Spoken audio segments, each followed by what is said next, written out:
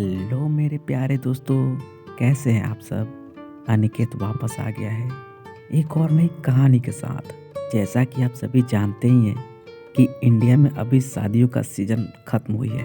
बस फिर क्या था, इसी शादियों के सीज़न में हमारा पीयूष जो कि 18 साल का है, दिखने में थोड़ा दुबला पतला है लेकिन बहुत ज़्यादा हैंडसम है। उसको अपना प्यार मिल गया। पीयूष 18 साल का है और मैं आपसे बता रहा हूँ पीयूष बहुत ही ज़्यादा हैंडसम है।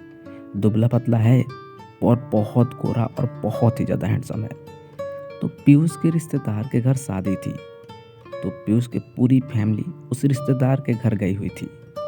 तो शादी का अभी 2-3 दिन बचा हुआ था, तो ज़्यादा डिटेल में नहीं जाते हैं। तो जो शादी थी वो किसी मैरिज हॉल में होने वाली थी। मैरिज हॉल काफ़ी बड़ी थी। तो शादी वाले दिन सभी लोग मैरिज हॉल पहुँचे, पीयूष भी पहुँचा।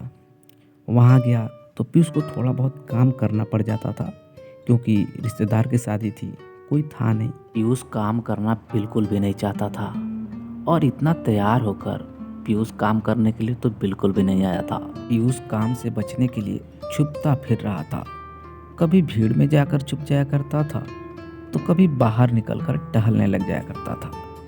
ऐसे ही पीयूष इधर उधर घूम रहा था। तभी अचानक पीयूष की नज़र एक अंकल पर पड़ती है। यूं कहे तो उस अंकल की नज़र पीयूष पर पड़ती है क्योंकि जब पीयूष अंकल की तरफ देखा तो वो अंकल ऑलरेडी पीयूष की तरफ देख रहे थे। वो अंकल क्या हैंडसम थे, मतलब मैं आप लोगों को एक्सप्लेन नहीं कर सकता। जिस हिसाब से पीयूष बता रहा है, वो अंकल मतलब ऐसे थे जैसे कि कोई लड़का अगर अंकल को पसंद करता होगा ना, तो लव एट फर्स्ट साइट, मतलब देखकर वो रात भर सोचेगा कि क्या अंकल थे यार। मतलब वो अंकल इतने ज़्यादा हैंडसम थे। उसी अंकल पर पीयूष की नज़र पड़ी। थोड़ी देर नज़र मिली, फिर दोनों अपना अपना चले गए। पीयूष अपना चला गया, अंकल अपना चले गए। लेकिन अब हो क्या रहा था कि अक्सर ये दोनों एक दूसरे को देख ही रहे थे। कभी पीयूष उनके तरफ देखता तो देखता कि अंकल इसी को देख रहे हैं। कभी अंकल देखते तो भी देखते कि पीयूष उसी को देख रहा है, उन्हीं को देख रहा है। और कभी कभी तो पीयूष को ये लगता था कि नहीं, अंकल नहीं मिल पाएंगे, इतने अच्छे हैंडसम अंकल मुझे क्यों मिलेंगे, क्योंकि पीयूष को खुद पर भरोसा था ही नहीं। पीयूष तो इतना ज़्यादा हैंडसम था कि इसको तो कोई मिल जाता। पर पीयूष को लगा कि नहीं, हो सकता है अंकल ऐसे ही देख रहे हों। लेकिन जब ये नज़रें बार बार मिलने लगी तो पीयूष को भी लगा कि यार काश ये अंकल मिल जाए, मैं ऐसा क्या करूं कि अंकल मुझसे बात करें। लेकिन पीयूष डर रहा था। वो जाकर क्या डायरेक्ट तो बोल भी नहीं पा रहा था। दोनों एक दूसरे को मतलब ऐसे देख रहे थे मानो इनकी आंखें तो इनको सब कुछ कह गई हो, लेकिन दोनों एक दूसरे को कुछ कह ही नहीं पा रहे थे। 12-1 बजे तक इन दोनों ने एक दूसरे को देखते रह गया, पर अफसोस कोई किसी को कुछ नहीं कह पाया। फिर क्या था, पीयूष को अपने घर जाना पड़ा, यानी जिनके घर वो आया था वो अंकल भी अपना गए होंगे। पीयूष को उसके बाद से अंकल के बारे में कुछ पता नहीं चला। पीयूष को इतना ज़्यादा अफसोस हो रहा था। पीयूष कई बार खुद को कोस रहा था। वो सोच रहा था कि मैं उनको जाकर काश नाश्ता पानी के लिए भी पूछ से लेता, किसी बहाने बात तो कर लेता। मतलब पीयूष को बहुत ज़्यादा अफसोस हो रहा था। पीयूष रात भर सो नहीं पाया उस अंकल की याद में कि कैसे मैं कर सकता हूँ ऐसा, कुछ तो बात करना चाहिए था मुझको। और पीयूष को उनके बारे में कुछ पता चला ही नहीं कि वो कौन है, और किसी से वो पूछना भी नहीं चाहा। तो उसको लगा कि जो लड़की वाले हुए थे उन्हीं की तरफ से आए होंगे वो अंकल, और चले भी गए होंगे। अब तो मुलाकात संभव है नहीं। शादी के अगले दिन सुबह सभी लोग घर वाले छत पर बैठे हुए थे। कुर्सी लगा लगा कर सभी लोग बैठे हुए थे चेयर पर। लेकिन पीयूष अपना कोने में बैठा हुआ था, अंदर से बहुत उदास था। पर ये उदासी की वजह किसी को बता नहीं सकता था। सब लोग अपना बैठे हुए थे, जो कोई कोई 2-2 आदमी, 3-3 आदमी अपना अपना बैठे हुए थे। अभी पीयूष की नज़र पड़ती है उसी अंकल पर। वो अंकल भी छत पर आ गए और एक चेयर लेकर बैठ गए।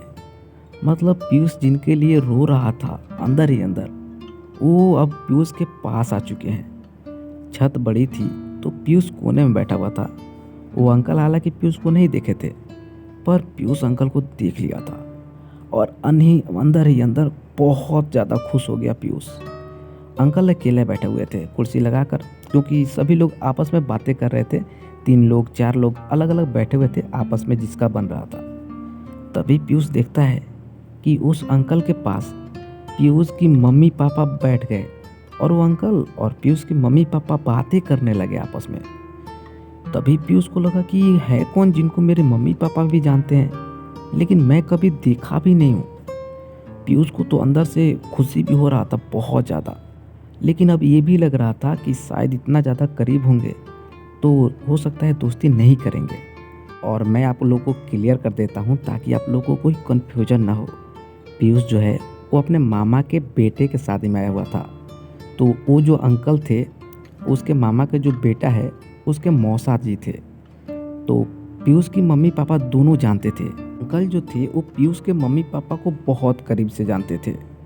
उनको ये भी पता था कि इनका एक बेटा है पीयूष नाम का, लेकिन वो कभी देखे नहीं थे, ना ही कभी पीयूष देखा था, क्योंकि यहाँ पर अक्सर पीयूष के मम्मी पापा आते थे, पीयूष नहीं आता था यहाँ पर। तो इसीलिए दोनों एक दूसरे को नहीं जानते थे। पीयूष के मम्मी पापा कुछ देर बातें किए, कुछ बातें किए होंगे।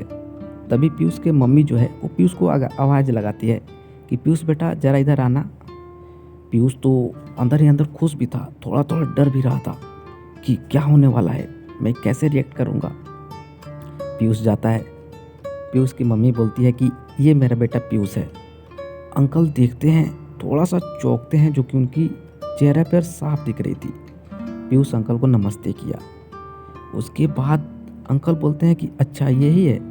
उसके बाद से अंकल पीयूष से कुछ बातचीत करने लगे।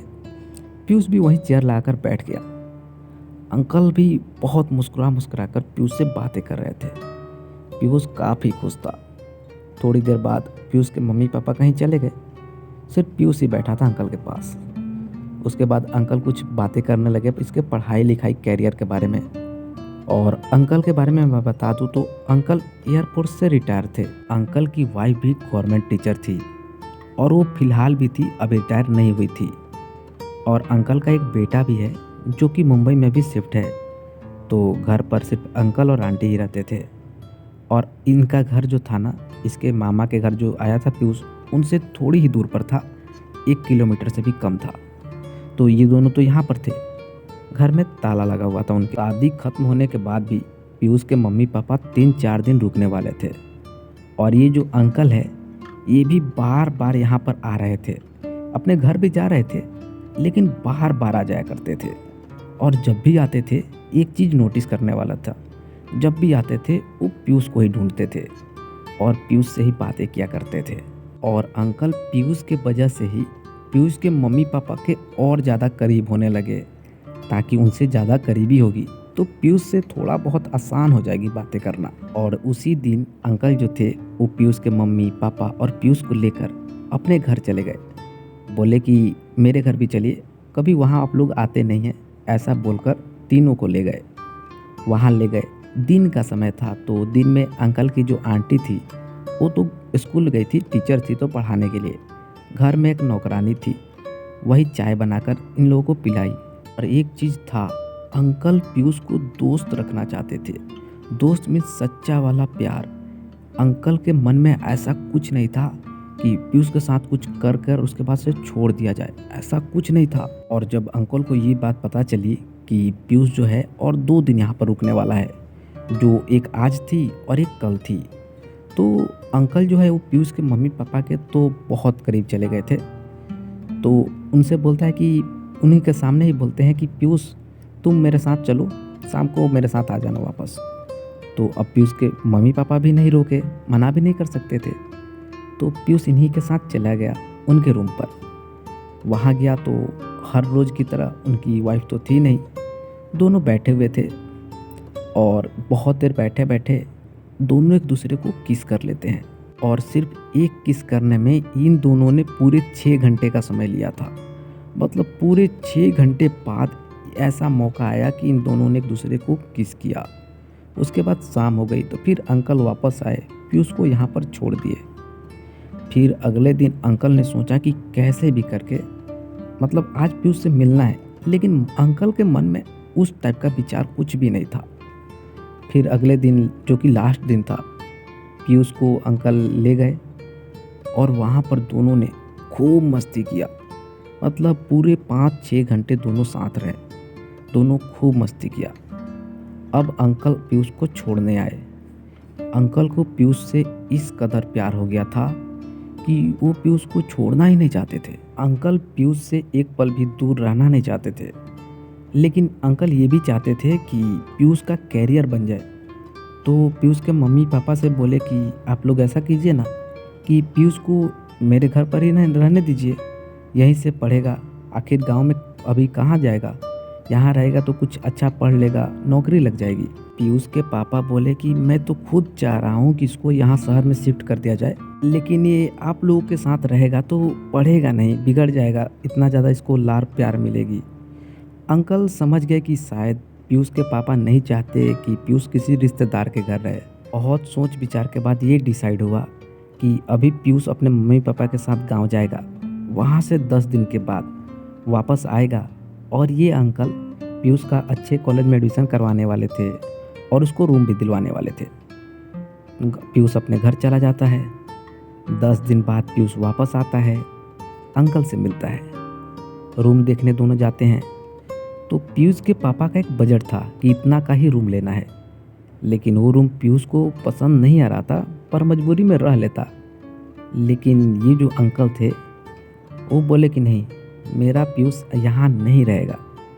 तो वो अंकल बोले कि एक अच्छा फ्लैट मैं तुमको दिलवा देता हूँ। तो फ्लैट का किराया ज़्यादा था, तो अंकल बोले कि तुम अपने पापा से बोल देना कि उतना का ही है, बाकी मैं पे कर दूँगा। तो पीयूष मान गया और यहाँ पर अच्छे कॉलेज में एडमिशन भी ले लिया और वहीं से पढ़ते आता जाता था। मतलब अंकल पीयूष को हर तरफ से हेल्प करते थे और दोनों अक्सर मिलते भी रहते थे। अब दोनों की लाइफ बहुत अच्छी चल रही है, प्यार का प्यार मिल गया और पीयूष की पढ़ाई भी हो रही है और ऐसे ही दोनों का रिश्ता चल रहा है। और अंकल तो पीयूष को इतना प्यार करते हैं ना कि किसी भी चीज़ का कमी नहीं होने देते हैं।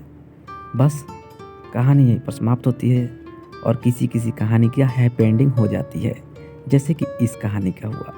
अगर आपको कहानी पसंद आई हो तो इस चैनल को सब्सक्राइब कर लीजिएगा। बाकी अपने अनिकेत को दीजिए इजाज़त, जाएगा तभी तो अच्छी कहानी फिर से लाएगा। बाकी आप सब लोग को लव यू।